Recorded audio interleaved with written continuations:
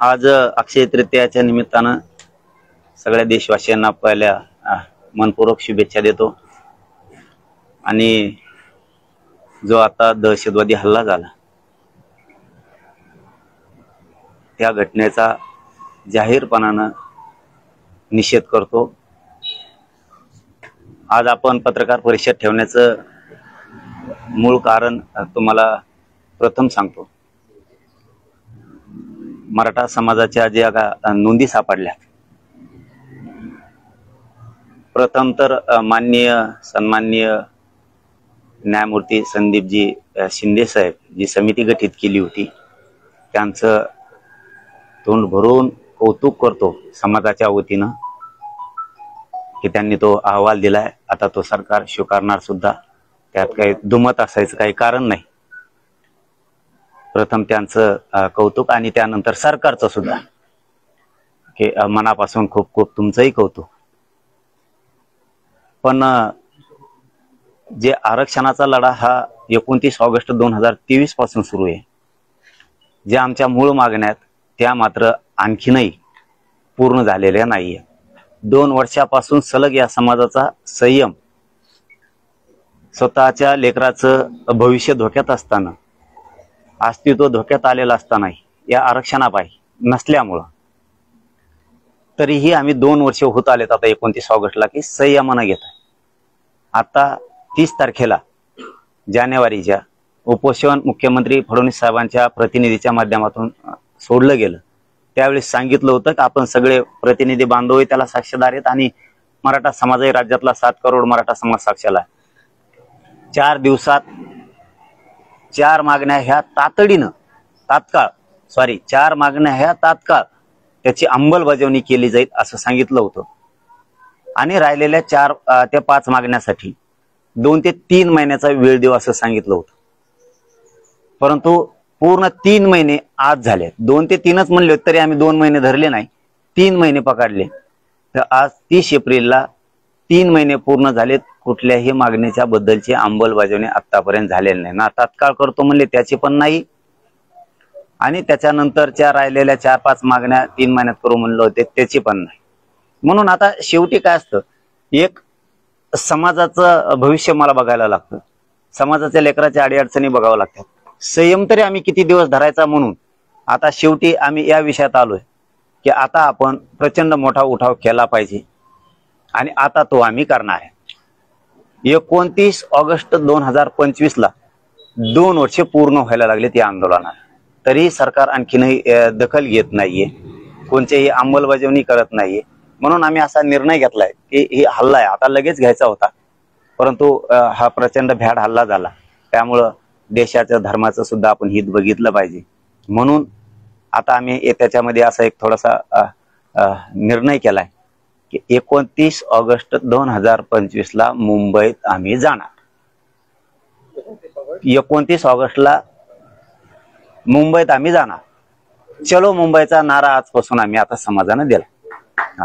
आता मुंबईत गेल्याशिवाय पर्याय नाही, त्याशिवाय हे आमच्या मागण्या पूर्ण करत नाहीत। हे याच्यावरती आम्ही आता फायनल निर्णय केलेला आहे की 29 ऑगस्टला मुंबईत आम्ही जाणार आहे। दुसरं, मुंबईत आमरण उपोषण सुद्धा होणार आहे। आमरण उपोषण 29 ऑगस्टला मुंबईत होणार आहे। आझाद मैदान, शिवाजी पार्क, जेवढे मैदान आहेत ते तर लागणारच आहे। तो दुसरा मुद्दा हे तुम्हाला क्लिअर केलाय। आता मराठा बांधवांसाठी सांगतो, आपल्या मागण्या मान्य करण्यासाठी आपल्यालाही त्या ताकदीनं आता उठाव करावा लागणार आहे। जर आपल्या लेकरा बाळाचं डोळे देखता वाटोळं होणार असलं तर शांत बसून चालणार नाहीये, कारण ते आरक्षण आपल्या हक्काचं आहे। आपण कोणाचं घेत नाहीयेत, घेणार नाहीयेत मुंबईत, म्हणून आपण तो निर्णय घेतलाय की आता ऊन पण प्रचंड आहे, आता जाणं ते सुद्धा हिताचं समाजाच्या लेकराच्या होणार नाही। त्यामुळं आणि हे आता सध्या मशागतीचे दिवस आहेत, शेतीत मशागती केली जाते या महिन्यात आता, त्यामुळं माझा गोरगरीब समाज हा सगळा शेतकरी वर्गात आहे, त्यामुळे त्यांचं वाटोळं होईल असं मला पाऊल उचलायचं नाही। आणि 29 ऑगस्टच का, तर तोपर्यंत पाऊस पडल्याच्या नंतर जून जुलैमध्ये त्यांच्या पेरण्या सुद्धा पूर्ण होत्या। आता उन्हात गेलं तर आता मशागत करण्याचे दिवस आहेत. आता मशागत करतील आणि ऊन पण आहे. दोन्ही कारणामुळे आता जाण्याचा निर्णय योग्य नाही. 29 ऑगस्ट हा योग्य निर्णय आहे आणि योग्य वेळ सुद्धा आहे. कारण 2 महिन्यात सगळे काम शेतकरी उरकून ठेवणार आहेत. आणि शेतकऱ्यांनाही सांगतो, सगळ्या मराठा बांधवांनाही सांगतो, आजपासून आता तुमचे 29 ऑगस्टच्या आत काम उरकायला सुरुवात करा. सगळ्यांनी काम उरकायची. आता माघारी यायचं नाही. त्यावेळेस माघारी यासाठी आलो होतो आपण, तेही लगेच क्लिअर करतो. आपण ज्यावेळेस मुंबईला गेलो होतो, कारण 2012च्या कायद्यात दुरुस्त करणं गरजेचं होतं, कारण ओबीसीला त्या कायद्यानं आरक्षण दिलंय. आणि सगळ्या सोयरीची अंमलबजावणी जर त्यातून करून घ्यायची असली तर 2012च्या कायद्याची दुरुस्ती अधिसूचना काढल्याशिवाय पर्यायच नव्हता. तिथं आपली फसवणूक झालेली नाही. फसवणूक कुठं झाली, त्यांनी काढल्याच्या नंतर हरकती मागितल्या, परंतु त्यांनी त्याची अंमलबजावणी केली नाही. इथं मात्र आपली 100% फसवणूक झालेली. म्हणून आता सरकारला दाखवायला कारण नाहीयेत. हरकती तुम्ही किती दिवसापासून वाचणार, काय करणार याच्याशी आता आम्हाला देणं घेणं नाही. कारण त्याला सुद्धा आता 1.5 वर्ष होत आले. अधिसूचनेला सुद्धा तुम्ही वाचतच राहणार. म्हणजे सरकारकडे मराठा बांधवांनी समजून घ्या, कारणच नाही येत आता आपल्याला द्यायला. त्यामुळे मुंबई सोडायचा आता प्रश्न येत नाही. हा झाला मुख्य आणि मूळ मुद्दा. मराठा समाजाने काय करायचे मी 1 ऑगस्टला सांगणार. म्हणजे आंदोलनाची पुढील टप्प्याची रूपरेषा काय असेल ती आज मात्र सांगत नाही, मुद्दाम सांगत नाही. आणि हे समाजाला माहिती आहे, मी जे पाऊल उचलतो ते तुमच्या हिताचं उचलतो. योग्य वेळी सांगितल्यावर तुम्हाला तेवढा 1 महिन्याचा परत वेळ राहतोय 29 ऑगस्ट पर्यंत ते टप्पे सांगू. पण आज एवढं सांगतो की 28 ऑगस्टला मी उपोषण करणार आहे. 29 ऑगस्टला तर 28 ऑगस्टला तुम्ही सगळ्यांनी फक्त मला सोडायला आले तरी बस. कारण तुमचं काम मला बुडवायचं नाहीये, तुमचं मला वाटोळं करायचं नाही. तुम्ही मला सोडून वापस जरी आले तरी तुमच्याकडे सुद्धा आंदोलनाचे टप्पे असणार आहेत इथं सुद्धा सांभाळायला. त्यामुळे तुम्ही मला 28ला तिथं 29ला बसेपर्यंत जरी आले तरी मी जीवाची बाजी तुमच्यासाठी लावायला तयार आहे. कारण तुम्हाला तिथं घेऊन बसून मी तुमचं इकडे शेतीतलं नुकसान करू शकत नाही. त्यामुळे तुम्ही फक्त 28ला जरी सगळे मराठी किंवा ज्यांना ज्यांना शक्य आहे ते तरी आले तरी ते प्रश्न आपण सगळे सोडवल्याशिवाय वापस येत नाहीत. आणि जर तिथं कोणाला राहायचं असेल तर त्यांनी 15-20 दिवसाची तयारीनच यायचं, हे मात्र लक्षात ठेवा. तुमच्या जेवणा खावण्याची, कारण पाऊस असणारे, पाऊस प्रचंड असणारे असं वाटतंय. नसल तर चांगलीच गोष्ट, पण पाऊस असेल तर त्या तयारीनं तुम्हाला यायला लागणार आहे. कारण तुमच्या गाडीला छत असणं गरजेचं आहे. ते तुम्हाला 1 ऑगस्टला मी ते बाकीची दिशा सगळी क्लिअर सांगणार आहे. आजचा महत्वाचा विषय याच्यासाठी होता की सरकारनं आपली 100% फसवणूक केली. कुठं कुठं केली, त्यांनी 3ही गॅझेटियर लागू करू म्हणले होते, 3 महिन्याच्या आत ते लागू केलेले नाही. इथं फसवणूक झाली. हैदराबादचं गॅझेटियर, सातारा संस्थांचं गॅझेटियर, बॉम्बे गव्हर्नमेंटचं गॅझेटियर, औंध संस्थांच्या नोंदी ह्याही कुठल्याही लागू केलेल्या नाही, त्याची अंमलबजावणी झालेली नाही. एक सगळे सोयऱ्याची अधिसूचना काढली, त्याची अंमलबजावणी झालेली नाही. तिसरा मुद्दा, आपली 29 ऑगस्ट 2023ला मूळ मागणी होती की मराठा आणि कुणबी एकच. तो अध्यादेश काढलेला नाहीये. आम्ही त्या मागणीवरती आजही ठाम येत आणि शेवटपर्यंत राहणार. त्याचं मूळ कारण असं आहे की मराठा आणि कुणबी एक आहे. ही ज्यावेळेस चर्चा सुरू झाली त्यावेळेस सरकारच्या वतीनं गिरीश महाजन साहेब आले होते. त्यावेळेस त्यांनी सांगितलं होतं, तुमच्या मागणीप्रमाणे जर आम्हाला कायदा पारित करायचा असला, अध्यादेश जर काढायचा असला तर आम्हाला वेळ पण द्या 1 महिन्याचा. तर आपण 40 दिवसात दिला होता. पुन्हा आठवण सरकारला आणि मराठ्यांना करून देतो. आणि त्यांनी त्याचबरोबर सांगितलं होतं, कुठला कायदा जर पारित करायचा असला तर त्याला आधार लागतो. आता आयोग समिती तुम्ही गठीत केली, 58 लाख नोंदीचे पुरावे तुमच्याकडे दिलेत. मग एखाद्या समाजाला, गरीब समाजाला, त्या लोकांना, गरजवंतांना न्याय देण्यासाठी 58 लाख पुरावे हे खूप झाले. मराठा आणि कुणबी एक याच्यासाठी आधार म्हणून खूप झाले. तोही कायदा पारित होतोय. त्याच्यामुळं इथं कोण जळतंय, काय जळतंय याच्याकडे आम्हाला अजिबात आता लक्ष द्यायची गरज नाही. मी मागही सरकारला सांगितलं होतं आणि सरकारलाही तेवढी जाणीव आहे, विशेष करून मुख्यमंत्र्याला जाणीव आहे, शांत राहतो म्हणजे ह्यो नेमकी काहीतरी करणार आहे.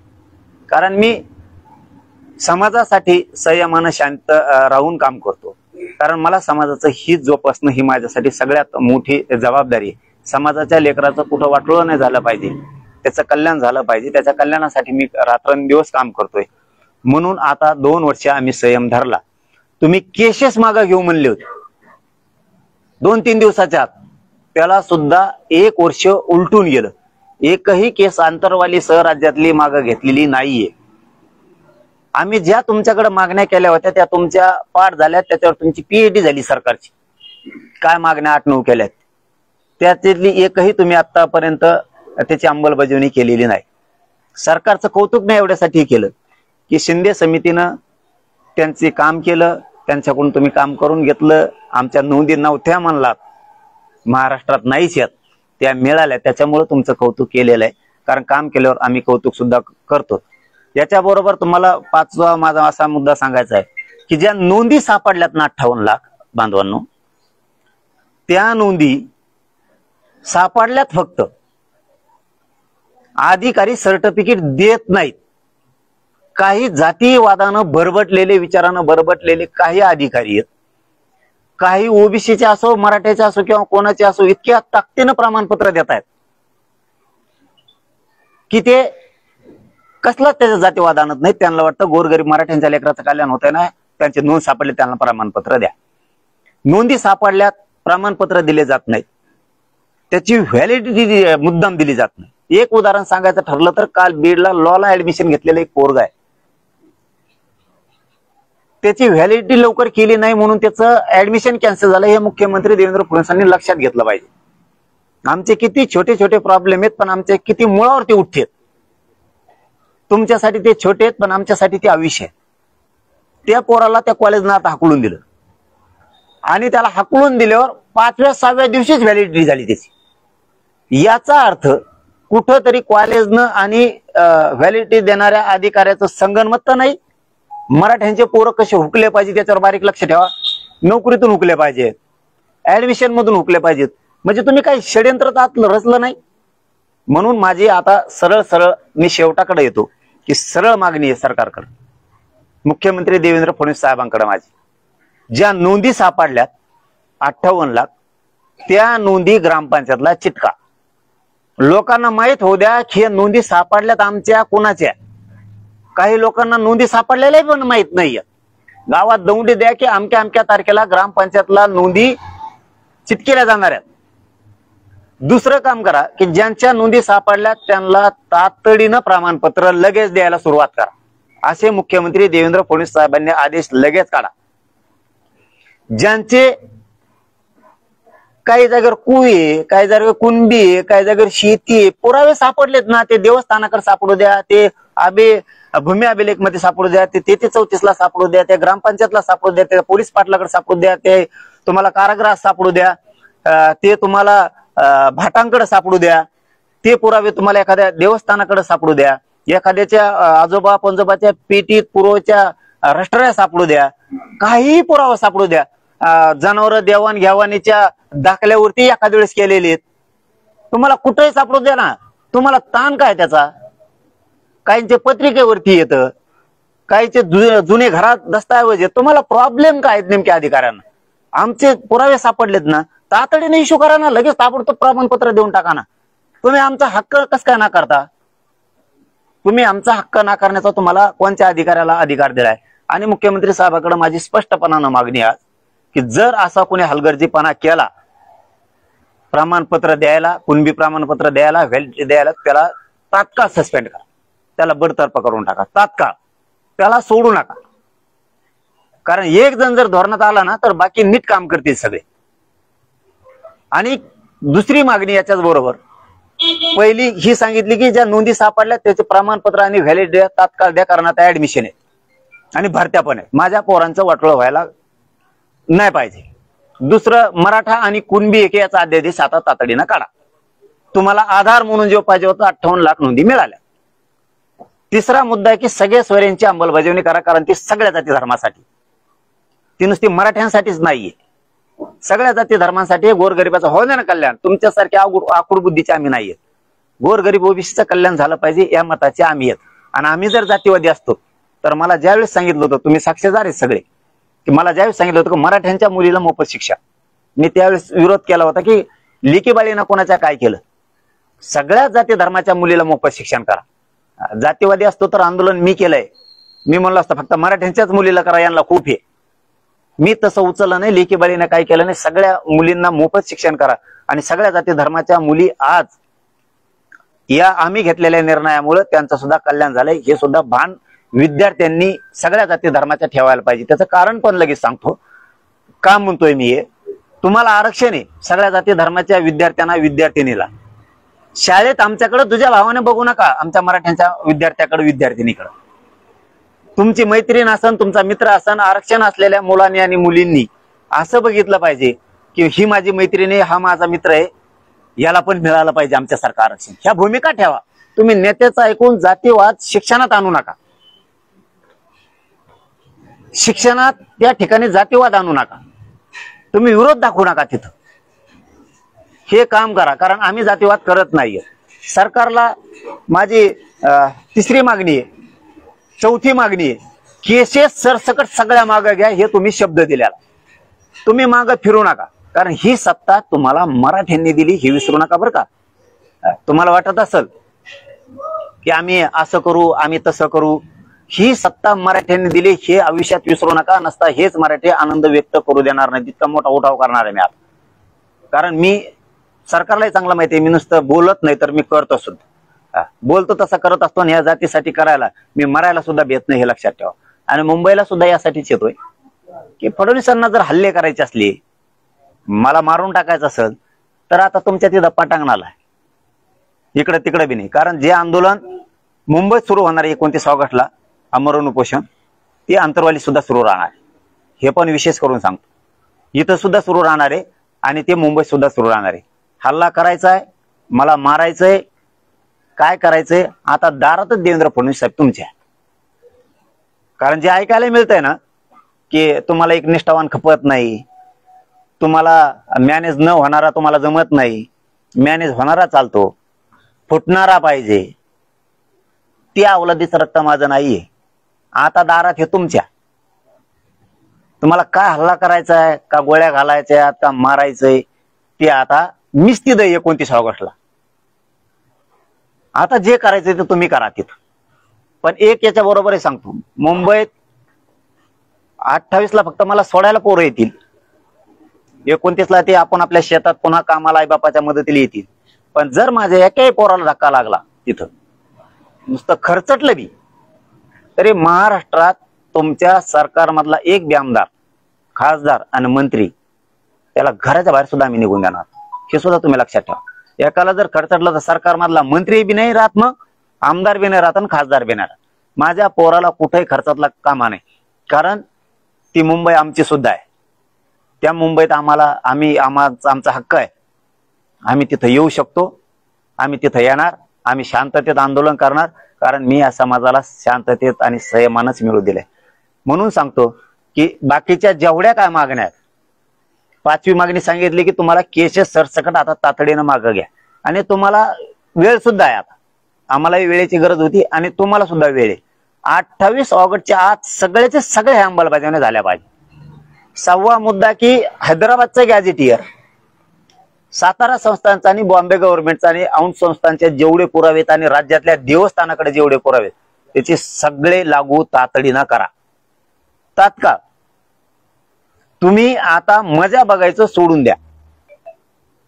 तुम्हाला आता मजा बघू देणार नाहीत आणि तुम्ही ती बघू पण नका. आणि आता मात्र संयमाचा अंत आमच्या ढळून देऊ नका फडणवीस. जर का संयमाचा आमचा जर अंत झाला तर कोण कोणत्या टोकाला जाईल त्याला जबाबदार तुम्ही स्वतः सरकार म्हणून असताय, हे जाहीरपणानं सांगतो. कारण किती दिवस सहन करायचं. अशा 8 ते 9 मागण्या आम्ही तुझ्याकडे दिलेल्या आहेत. त्याची अंमलबजावणी मला 28 ऑगस्टच्या आत पाहिजे. नसता 29 ऑगस्टला मुंबईत आमरण उपोषण सुरू होणार, आंतरवालीत पण सुरू होणार.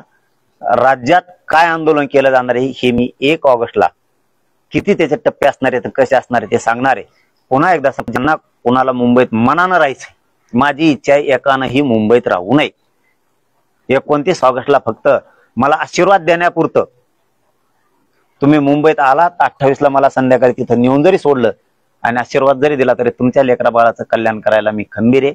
राहिला आता शेवटचा विषय, नुसते मला सोडून जरी वापस आले आणि तिकडे शेतात आईबापाला जरी मदत करू लागला तरी मी विजयाचा गुलाल आणल्याशिवाय सोडत नाही, कारण जाताना 2 वस्तू घेऊन जाणार आहे मी सोबत. एक विजयाचा रथ घेऊन जाणार आहे आणि एक अंत्ययात्रेचा रथ घेऊन जाणार आहे. दोन्ही पैकी एक वापस येणार आहे. हेही देवेंद्र फडणवीसांनी लक्षात ठेवायचं. आणि शेवटचं सांगतो, मी रात्री आणि काल थोडीशी दिल्लीतल्या वरिष्ठ वकिलांशी चर्चा केली, महाराष्ट्रातल्या पण केली, मुंबई हायकोर्टातल्याही काही ज्येष्ठ वकिलांशी, अभ्यासू वकिलांशी, काही अभ्यासकांशी चर्चा केली. ते छगन भुजबळ बरळलं होतं त्या दिवशी. त्याला म्हातारपणाला सुद्धा कळत नाही की आपण जाती जातीत किती तेढ निर्माण करतोय. आणि छगन भुजबळ तुला सांगतो, तो किती ढुंगण आपटून घे, मी ओबीसीत मराठ्यात वादच होऊन देत नाही, त्याची काळजीच करू नको. तू काळजीच करू नको, कारण तू राजकारणी मनुष्य, राजकारणासाठी तू किती गोरगरिबांचा फायदा उचलतो हे ओबीसींना सुद्धा कळालेलं आहे. ओबीसींना सुद्धा हे कळालेलं आहे. कारण कोणत्या ओबीसीला काय मिळालं? ओबीसी करतो तू नुसता. कोणत्या ओबीसीला काय मिळालं? कोणत्या लोहराला मिळालं, कोणत्या सुताराला मिळालं, कोणत्या रजपुताला मिळालं, का कोणत्या ठाकुराला मिळालं, का नाव्याला मिळालं, का धुबींना मिळालं, का कोणाला मिळालं? किती शेकडो जाती सांगू, कोणाला मिळालं? कोणी का कुळी समाजाला मिळालं, तिकडं कोकण पट्ट्यात येत, मुंबईच्या पट्ट्यात येत, कोणाला काय मिळालं? किती जाती दाखवा. कायकाडी समाजाला मिळालं, का वडरी समाजाला मिळालं, गाव खेड्यातल्या गोर गरिबांना कोणाला मिळालं? कोण प्रशासनात आहे? किती टक्के ते गेलाय का गोरगरिबी ओबीसी? 12 बलुतेदारांना काय मिळालं, का मायक्रो ओबीसींना काय मिळालं, काय दिलं? कोणचा ओबीसी म्हणतो तू? तुझ्या स्वार्थासाठी ओबीसी करतो, ती ओबीसी जात नाही, ते प्रवर्ग आहे. तो फक्त तो ह्या जातीला तुलाच उपयोग करून घेतला. तो ह्या जातीला बी नाही खाऊन दिलं. ते गोरगरीब तो ह्या जातीतले बी लोक बघ, आमच्या आसपास शेजारी राहते, त्यांचं सुद्धा वाटोळं झालंय सगळं. महामंडळ तूच खाय, सगळं तूच खातो, काही मिळू दिलं नाही गोरगरीब ओबीसीला. त्यामुळे ओबीसी तो संघ येत नाही. कारण छगन भुजबळ त्याविषयी बाराळा की काही लोक कोर्टात गेले, म्हणून मी वकिलांशी चर्चा केली. मी वकील बांधवांशी चर्चा केली, दिल्लीच्या पण केली, मोठमोठ्या वकिलांशी चर्चा केली, मुंबईच्या पण केली, महाराष्ट्रातल्या पण केली, आणि अभ्यासकांशी सुद्धा केली आरक्षणावरच्या. की तो बराळा होता का आमचे काही लोक कोर्टात गेलेत, याचा अर्थ तोच लोक आहेत ते तोच पाठवले, म्हणजे कुणबी आरक्षणासाठी. तर वकील बांधवांनी आणि अभ्यासकांनी काय सांगितलंय, कुणबी एक असा प्रकार आहे की तो कोणाच्याच बापाला चॅलेंज होत नाही. पाटील तुम्ही टेन्शन घेऊ नका. आणि जर कुणबी चॅलेंज होत असलं तर मंडल कमिशन 100% सांगतो म्हणे आम्ही चॅलेंज होतो. 16% 94ला 1994ला दिलेलं आरक्षण 16% ते पण चॅलेंज होत आहे. जर कुणबी चॅलेंज होणार असलं आणि ते जर बाद होणार असलं तर मंडल कमिशन एक चॅलेंज होतो, तो पण बाद होतो. दुसरं 16% दिलेलं आरक्षण सुद्धा बाद होत आहे. आणि तिसरं की मंडल कमिशननं काही जाती घातल्या होत्या तेवढ्याच, आणि त्याच्यानंतर जे आता 300, 350, 250 जाती घातल्यात किंवा पुऱ्या बाहेर निघतात. म्हणजे पोट जाती, उपजाती म्हणून ज्या घातल्यात आरक्षणात त्या सगळ्या बाहेर निघतात. त्यामुळे मी आता ते टेन्शन घ्यायचं बंद केलं. मला काय मंडल कमिशन चॅलेंज करायची गरज नाही, 16% चॅलेंज करायची गरज नाही, गरिबांचं ओबीसीचं वाटोळं करायचे माझी इच्छा पण नाही. पण ते छगन भुजबळ जे स्वप्न बघतो ते कधीच पूर्ण होणार नाही. आणि ज्या दिवशी कुणबी चॅलेंज होईल त्या दिवशी मात्र मग आम्हाला बी काय चॅलेंज करायचं, कशा कोणत्या जाती बाहेर काढायचे पक्का माहिती आहे. आमचं वाटोळं केल्यावर आम्ही तुम्हाला सोडणार नाही. त्यापेक्षा छगन भुजबळला जरा सद्बुद्धी चांगली आली तर बरं होईल. म्हातारपणाला नीट मरावं माणसानं कधी बी. लोकांचा शापशिव्या खाऊन मरू नये माणसाने. खावा नीट हक्ता तरी आलं पाहिजे माथारपणाला माणसाला. शापशिव्या देऊ नये, आशीर्वाद लागाव. कारण 2 पायावर बसून तुला हक्ता तरी यावं, कमीत कमी एवढा आशीर्वाद लागाव. म्हणून तो कमीत कमी मराठ्यांच्या गोरगरिबांचं वाटोळं करायचं काम नको करू. होय शहाणा, कारण ह्या वयात तुझ्या तोंडावर कोणीतरी हात फिरावं, तुला चांगलं म्हणावं, असं वाग, कमीत कमी असं वाग.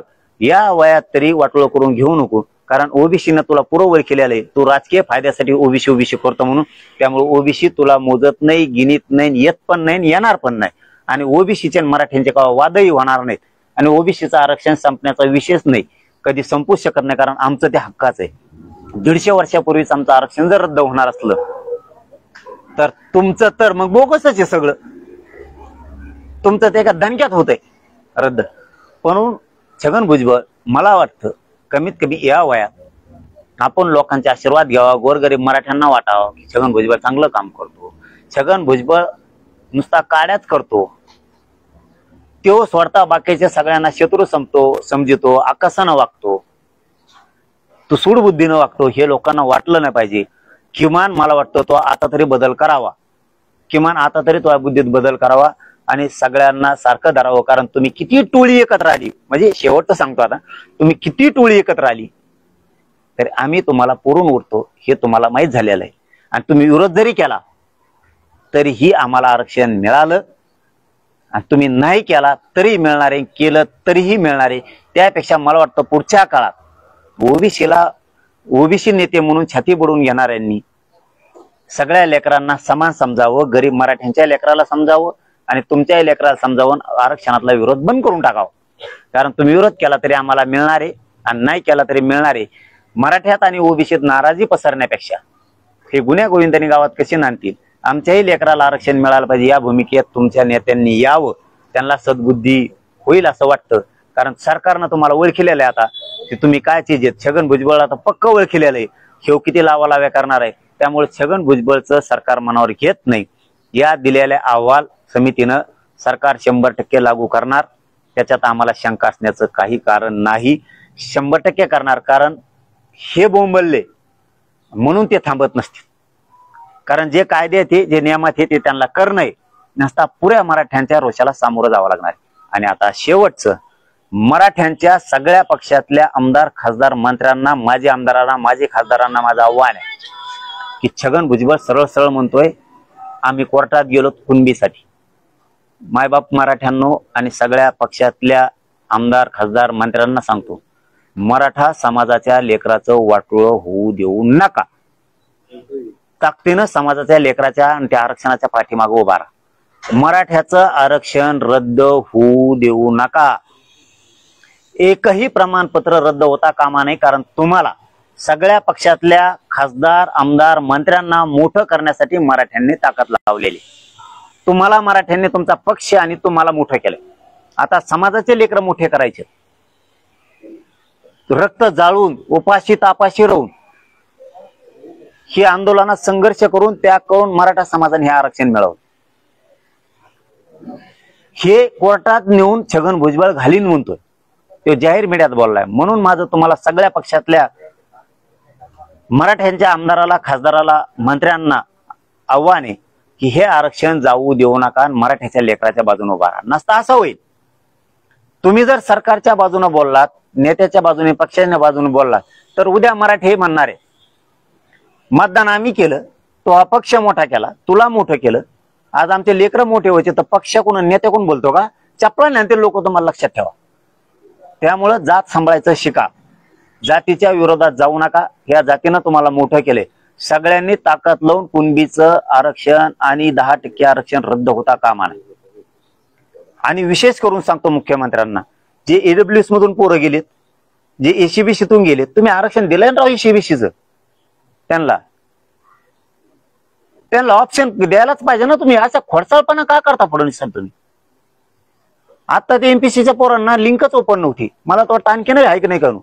असे धोके दगे फटके करू नका, मुळावर येईल तुमच्या. तुम्हाला आनंद व्यक्त नाही करून दिला असं तुम्हाला वाटत असं नाही बहुमतानं आलो, मराठ्यांनीच आणलंय हे विसरू नका कधी. हेच तुम्हाला पळता भूई कमी करतील. कुणबीचं आरक्षण निघालंय ना, लगेच धडदिशी देऊन टाकायला पाहिजे ना. कशामुळे तुम्ही असं जाणून बुजून मराठ्यांचे पोरं फडणवीस साहेब का मारता? काय कारण आहे तुमचं? काय कारण आहे? अरे ते शिंदे साहेबांनी थोडंफार काम केलं ना समाजासाठी, ते अजित पवारांनी गप्प बसून केलं. तुमच्या पक्षातल्या काही मंत्र्यांनी आमदारांनी काम करू लागलेत. तुम्हीच असं का वागता मला काही कळत नाही. तुम्ही ईडब्ल्यूएस घातलं घेणं देण्याचं, बरं ठीक आहे. आता ईडब्ल्यूएस मधून ज्यांनी ऍडमिशन घेतलेत, नोकऱ्या लागले, त्यांना तसंच ठेवा ना. त्यावेळी ऍक्सेप्ट केलं, आता रिजेक्ट कसं काय करता तुम्ही? दुसरं एसीबीसीचं आरक्षण तुम्ही दिलं, मग त्यांचे प्रमाणपत्र आणि त्यांना व्हॅलिडिटी देऊन एकदा सांगितलं त्यांना एकाच कागदावरती आणा, व्हॅलिडिटी पण आणि प्रमाणपत्र पण, नॉन क्रिमिलेअर पण. आता म्हणता वेगळे वेगळे आणा का? मारा ठरवले तर पोर. तुम्ही काहीतरी एक निर्णय घ्या आणि सुटसुटीत कारभार केला पाहिजे. एसीबीसी दिलं ना, हे प्रमाणपत्र, हे क्रिमिलेअर आणि हे दिलं तुम्हाला आणि चला लागले ते पोर, आरक्षण दिलं असं पाहिजे. असं गुळमुळीत नाही ठेवलं पाहिजे कधीच, असं संकटात नाही ठेवलं पाहिजे लोकांना. एसीबीसी सुद्धा सुटसुटीत करा. सारथी दिली त्या पोरांना काय ना व्हॅलिडिटीच नाही, सॉरी पीएचडी ला त्यांना शिष्यवृत्तीच नाही. बरोबर करे, हे आताच लय मोठे लफडं आलं इथं. हेच नाहीये. 1 वर्षापासून काही काही पोरांना सारथी मार्फत जे कोर्स करतात, काही जण पीएचडी करतात, त्यांना शिष्यवृत्तीच नाही. निंबाळकर साहेबांनी त्या दिवशी सांगितलं की 150 कोटी होते, त्यात 30% वापस गेले की ही आपण रिटर्न आणले. तुम्हाला 427 कोटीची मंजुरी सरकारला द्यायला सांगतोय. तुम्ही ते पैसे पोरांना मोठं होण्यासाठी ते दिले पाहिजेत. महामंडळे कायचे परतावेच येत नाहीत. तुम्ही ते फडणवीस साहेब दिलेत कशाला? ओबीसीच्या सवलती, मराठ्यांना जे आरक्षण दिलं तुम्ही ओबीसीच्या धर्तीवरती दिलं. ओबीसीला अभ्यासक्रम किती? 1554. एसीबीसीला 506. कशामुळं? याचं काय कारण आहे? जर ओबीसीच्या धर्तीवर तुम्ही मराठ्यांना एसीबीसीचं आरक्षण दिलं तर त्यांना 1554 अभ्यासक्रम पाहिजे. भेदभाव कशामुळे करता तुम्ही? एकदा बोललं ना पटदिशी केलं पाहिजे. मुलीला मोफत शिक्षण केलं ना सक्त अंमलबजावणी करायला लावायला पाहिजे. याची अंमलबजावणी झाली पाहिजे. त्या कॉलेजचं जर 100% फी मागितलं तर परवानाच रद्द करतो. असं सरळ कस काय सांगत नाहीत फडणवीस साहेब तुम्ही? मराठ्यांच्या कुणबी नोंदी निघाल्यात ना, लगेच प्रमाणपत्र देण्यात तुला बडतर्फ करून टाकेल. व्हॅलिडिटी दे, कस काय म्हणत नाहीत तुम्ही? अरे किती पोरं टांगणे लावले तुम्ही घेण्या देण्याचे. आमचे बलिदान दिलेत आमच्या पोरांनी आरक्षणासाठी. फडणवीस साहेब कशामुळे तुम्ही त्यांचे निधी रोखून धरले? 10 लाख रुपये नोकऱ्या कशामुळे रोखल्या? काय उत्तर यायचं? काय कारण आहे तुमचं रोखून धरायचं? घेण्या देण्याच्या मराठ्यांच्या पूर्व तडीपार करणार तुम्ही. सत्ता जात असती फडणवीस साहेब, माणसाच्या डोक्यात एकदा जर खुन्नस बसली ना, बदले घेत असतात म्हणून सत्ता बदलल्यावर. आणि हे बदलत असतं. तुम्हाला स्वप्नात वाटलं नव्हतं काँग्रेसची सत्ता पलटल. 40-50 वर्ष राज्य केलं त्यांनी, पलटली तुमची आली. तुम्ही तसं गर्वात वागू नका. त्यांची पलटली तुमची सुद्धा पलटत असती. आणि लय खुन्नशीनं वागलं ना तर लोक सत्ता पलटल्यावर बदला घेत असतात. तुम्ही आमच्याशी खुन्नशीनं आकाशानं वागू नका फडणवीस साहेब. तुम्हाला सरळ सांगतो, तुम्ही गॅजेटियर केसेस आणि मराठा आणि कुणबी एक आहे याचे अध्यादेश तातडीनं काढा. एकही गॅजेटियर आता ठेवू नका. आणि नोंदी सापडलेले प्रमाणपत्र तातडीने द्यायला सुरुवात करा. व्हॅलिडिटी सुद्धा तातडीनं द्यायला सुरुवात करा. ही माझी विनंती आहे. आता नसता 28 ऑगस्ट पर्यंत जर हे सगळा तुकडा नाही पडला, आता प्रमाणपत्र जेवढे नोंदी निघाले ते तातडीनं, हे 6 जून पासून ऍडमिशन सुरू होते, त्याच्या आत सगळ्या व्हॅलिडिटी पाहिजेत आम्हाला. 58 लाखचे 58 लाख पुऱ्याची पुऱ्या. एकही राहता कामा नाही. व्हॅलिडिटी सांगतो तुम्हाला. प्रमाणपत्र तर द्याच, पण व्हॅलिडिटी सुद्धा राहिली नाही पाहिजे. ते पण ह्या 6 जूनच्या आत. आणि गॅजेटियर सुद्धा ह्या 6 जूनच्या आतच लावा, जेणेकरून आता ऍडमिशन आणि भरत्या सुरू होत्या. त्याच्यात आमच्या पोरांना फायदा घेता येईल. कारण ते आमच्या हक्काचं आहे.